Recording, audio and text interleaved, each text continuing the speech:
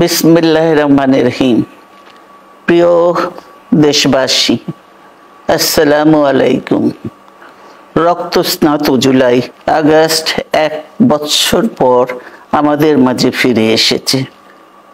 দীর্ঘ 16 বছর ফ্যাসিস্টদের নির্মম অত্যাচার, নির্যাতন, গ্রেফতার, হত্যা, খুনের মাধ্যমে গণতন্ত্রকে ধ্বংস করে এবং এক দলীয় শাসন ব্যবস্থা চিরস্থায়ী করতে চেয়েছিল আওয়ামী শাসক গোষ্ঠী।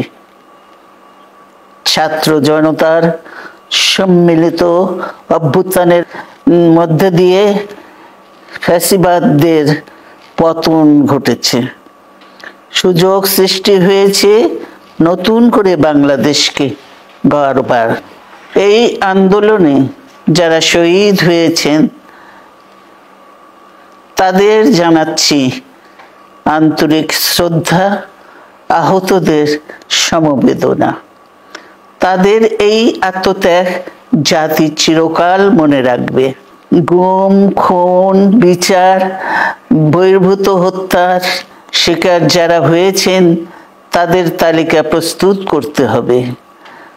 দ্রুত বিচারের ব্যবস্থা ও রাষ্ট্রীয় স্বীকৃতি নিশ্চিত করতে হবে। প্রতিটি পরিবারের সম্মানজনক পুনর্বাসন ও নিরাপদ ভবিষ্যৎ নিশ্চিত করতে হবে। প্রিয় দেশবাসী, আমাদের সামনে যে সুযোগ সৃষ্টি হয়েছে নতুন করে গণতান্ত্রিক ব্যবস্থাকে প্রাতিষ্ঠানিক রূপ দেওয়ার, তা আমাদের দ্রুত সম্পন্ন করতে হবে।